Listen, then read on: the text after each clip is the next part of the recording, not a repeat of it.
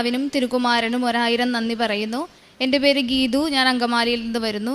ഞാൻ ആദ്യമായി പുണ്യഭൂമിയിൽ കാലുകുത്തുന്നത് 2023 മെയ് 6-ാം തീയതിയാണ്. അതെൻ്റെ കുറച്ച് സുഹൃത്തുക്കൾ വഴിയാണ് ഞാനിവിടെ ആദ്യമായി വരുന്നത്. ഞാൻ ഒരു BSc നേഴ്സാണ്. 2019 മുതൽ ഞാൻ ഗൾഫിലേക്ക് പോകാനായിട്ട് ഒരുപാട് ആഗ്രഹിച്ചിരുന്നതാണ്. പക്ഷേ ഓരോരോ കാരണത്താൽ അത് മുടങ്ങിപ്പോവുകയായിരുന്നു. അങ്ങനെ ഇരിക്കുകയാണ് സുഹൃത്തുക്കൾ വഴി കൃപാസനത്തെപ്പറ്റി അറിയുകയും മാതാവിൻ്റെ കൂടുതലുള്ള അത്ഭുതങ്ങളെപ്പറ്റി ഞാൻ കൂടുതലായിട്ട് അറിഞ്ഞത്. അങ്ങനെ ഞാൻ ഇവിടെ വന്ന് മെയ് 6-ാം തീയതി 2023 ഉടമ്പടി എടുത്തു. പക്ഷേ എൻ്റെ ആദ്യത്തെ ഉടമ്പടി നിയോഗമെന്നുള്ളത് ജോലി ആയിരുന്നില്ല.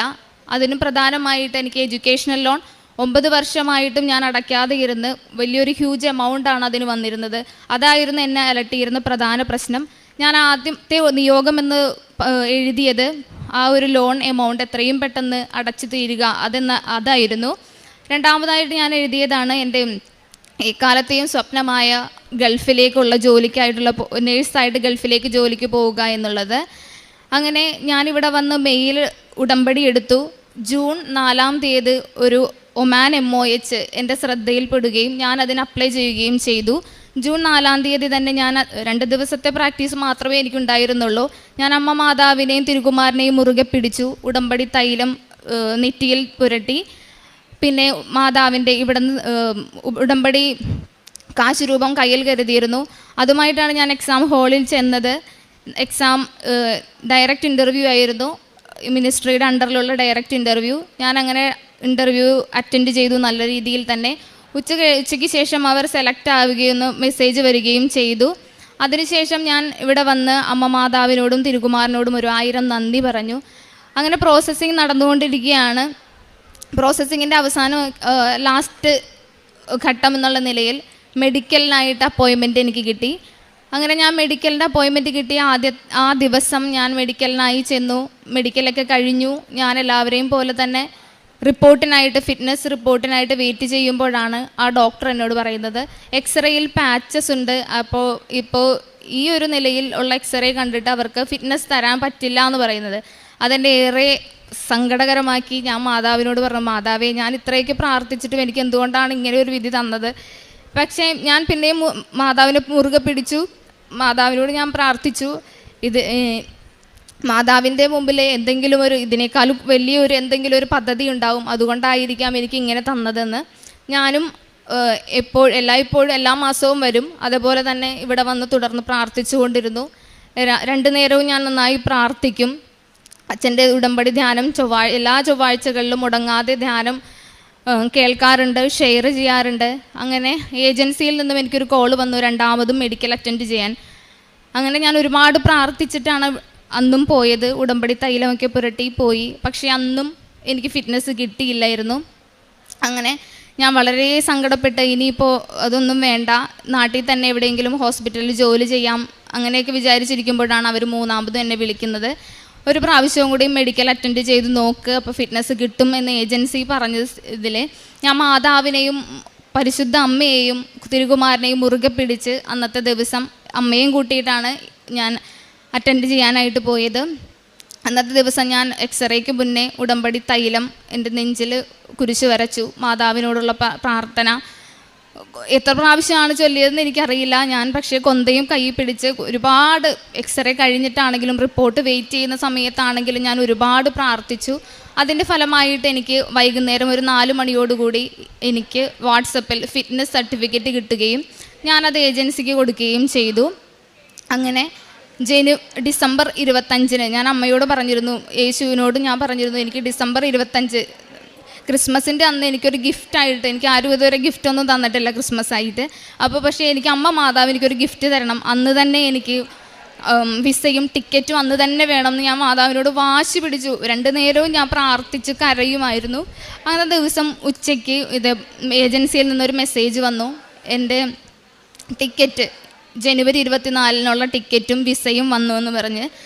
അന്നത്തെ ദിവസം ഞാൻ മാതാവിനോടും തിരുകുമാരനോടും ഒരുപാട് നന്ദി പറഞ്ഞു. ഞാൻ ജനുവരി 24 മുൻപായി ഇവിടെ വരികയും മാതാവിനോട് അങ്ങേയറ്റം നന്ദി പറയുകയും ചെയ്തു. ഞാൻ അങ്ങനെ ഒമാനിൽ ഇപ്പോൾ വർക്ക് ചെയ്യുന്നു. മിനിസ്ട്രിയുടെ അണ്ടറിൽ ഗവൺമെൻറ്റിലാണ് വർക്ക് ചെയ്യുന്നത്. ഞാൻ വിചാരിച്ചതിനേക്കാളും കൂടുതൽ സാലറിയിലാണ് ഞാനിപ്പോൾ വർക്ക് ചെയ്തുകൊണ്ടിരിക്കുന്നത്. അത് മുഖേന ഞാൻ ആദ്യമായി വെച്ച നിയോഗം, എൻ്റെ എഡ്യൂക്കേഷണൽ ലോൺ അല്ലാത്ത മറ്റു കടങ്ങളും, എൻ്റെ വീട്ടിലെ കടങ്ങളാണെങ്കിലും മറ്റു കടങ്ങളെല്ലാം തീർക്കാനായിട്ട് സാധിച്ചു. എന്നെ ഇവിടം വരെ, വട്ടപൂജ്യത്തിൽ നിന്ന് എന്നെ ഇവിടം വരെ എത്തിച്ചത് അമ്മ മാതാവും തിരുകുമാരനുമാണെന്ന് ഞാൻ ഉറച്ചു വിശ്വസിക്കുന്നു. മനുഷ്യർക്ക് അസാധ്യമായതെന്തും ദൈവത്തിന് സാധ്യമാണെന്ന് ഞാൻ വിശ്വസിക്കുന്നു. പിന്നെ എൻ്റെ ആത്മീയ ജീവിതം എന്ന് പറഞ്ഞാൽ ഞാൻ വിശ്വാസിയായിരുന്നു, പക്ഷേ എനിക്ക് മാതാവിനെ കുറിച്ച് അധികം അറിവുണ്ടായിരുന്നില്ല. അമ്മയുടെ സന്നിധിയിൽ വന്നതിന് ശേഷമാണ് മാതാവിനെ കുറിച്ച് കൂടുതൽ അറിയാനും മാതാവിന് നമ്മളോടുള്ള സ്നേഹം എനിക്ക് കണ്ടറിയാനും സാധിച്ചത്. അങ്ങനെ ഞാനിപ്പോൾ 2 നേരവും പ്രത്യക്ഷീകരണ പ്രാർത്ഥനയാണെങ്കിലും സായാഹ്ന പ്രാർത്ഥനയാണെങ്കിലും മുടങ്ങാതെ ചെയ്തു പോകുന്നു.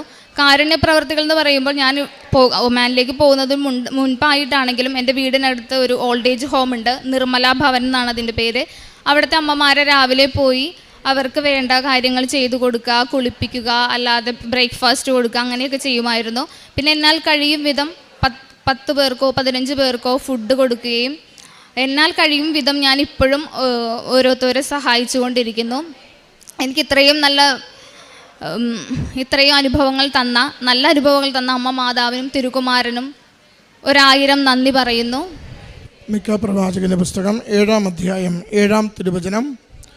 ഞാൻ കർത്താവിലേക്ക് കണ്ണുകൾ ഉയർത്തും, എൻ്റെ രക്ഷകനായ ദൈവത്തിനു വേണ്ടി ഞാൻ കാത്തിരിക്കും, എൻ്റെ ദൈവം എൻ്റെ പ്രാർത്ഥന കേൾക്കും. ഗീതു രാജ് എന്ന ഈ മകൾ തനിക്ക് വിദേശത്ത് പോകുവാനുള്ള മെഡിക്കൽ ഫിറ്റ്നസിൻ്റെ പ്രയാസങ്ങൾ വന്നപ്പോൾ അമ്മ മാതാവിൻ്റെ തിരുനടയിൽ ശരണപ്പെട്ട് പ്രാർത്ഥിക്കുകയും പലതവണ ആ പ്രോസസ്സിൽ പ്രയാസങ്ങൾ നേരിട്ടപ്പോഴൊക്കെയും നിരാശപ്പെടാതെ പ്രാർത്ഥനയിൽ കൂടുതൽ ആശ്രയിച്ചുകൊണ്ട് അമ്മ മാതാവിൻ്റെ തിരുനടയിലെത്തി തൻ്റെ കണ്ണീരും ആകുലതകളും അമ്മയ്ക്ക് സമർപ്പിച്ചുകൊണ്ട് അനുഗ്രഹം അമ്മയിലൂടെ ഈശോ നൽകുമെന്ന പ്രത്യാശയിൽ ജീവിതത്തെ നയിച്ചതിൻ്റെ സാക്ഷ്യമാണ് നമ്മളോട് പങ്കുവയ്ക്കുന്നത്. മകൾ ആദ്യം ആ വിദേശത്ത് പോകുവാനുള്ള പ്രോസസ്സ് തുടങ്ങിയ നാളെ മുതലുള്ള കാര്യങ്ങൾ സൂചിപ്പിക്കുന്നുണ്ട്. പഠനം കഴിഞ്ഞ വിദ്യാഭ്യാസ ലോൺ ഏറെ കൂടി അതിൻ്റെ പലിശ ഉൾപ്പെടെ തിരിച്ചടയ്ക്കുവാനാവാതെ പ്രയാസപ്പെട്ടിരുന്ന നാളുകളിൽ ഉടമ്പടിയെടുത്ത് പ്രാർത്ഥനയിൽ തുടരുമ്പോഴാണ് വിദേശത്ത് പോകുവാനുള്ള ആദ്യം എല്ലാം സുഗമമായിരുന്നു. എന്നാൽ മെഡിക്കലിന് വരുമ്പോഴാണ് വല്ലാത്ത വിധത്തിൽ അവളാകെ തകർന്നു പോകുന്നത്. ഒരു വൈറ്റ് പാച്ചസ് മൂലം പുറത്തു പോകുവാനാവില്ല, മെഡിക്കൽ ഫിറ്റ്നസ് കിട്ടില്ല എന്ന അറിവ് അവളെ വിഷമിപ്പിക്കുന്നുണ്ട്. എങ്കിലും അത് നിരാശയിലേക്കല്ല, ദൈവത്തിൽ നിന്ന് അകന്നു പോകുന്ന പ്രകൃതത്തിലേക്കല്ല, മറിച്ച് ഇത്രത്തോളം എത്തിച്ചെൻ്റെ അമ്മ മാതാവ് ഇത് പൂർത്തിയാക്കും വരെ എൻ്റെ കൂടെ ഉണ്ടാവും, എനിക്കെൻ്റെ കുറവുകൾ മാറ്റിക്കൊണ്ട് ഞാൻ എന്തായിരിക്കുന്നുവോ എൻ്റെ സീറോ ആയിട്ടുള്ള എൻ്റെ ജീവിതാവസ്ഥകളെ മുഴുവനും മാറ്റി എന്നെ ഹീറോ ആക്കുന്ന ദിവസം വരുമെന്ന് മകൾ വിശ്വസിച്ചുകൊണ്ടാണ് മുന്നേറിയതെന്ന് പറയുന്നുണ്ട്. അവൾ പറയുന്നുണ്ട്, ഞാൻ വട്ടപൂജ്യമായിരുന്നു, എങ്കിലും എൻ്റെ അമ്മ മാതാവാണ് എന്നെ നിരന്തരം വിജയത്തിലേക്കും ഉയർച്ചയിലേക്കും നയിച്ചുകൊണ്ടിരുന്നതെന്ന്. മൂന്നാമത് അവൾ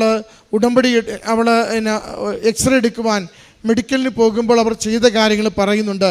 നെഞ്ചിൽ കുരിശടയാളം വരച്ച് തൈലം പൂശി പ്രാർത്ഥിക്കുകയും എത്ര തവണ പ്രത്യക്ഷീകരണ പ്രാർത്ഥന ചൊല്ലിയെന്നറിയില്ല എന്നവൾ പറയുന്നുണ്ട്.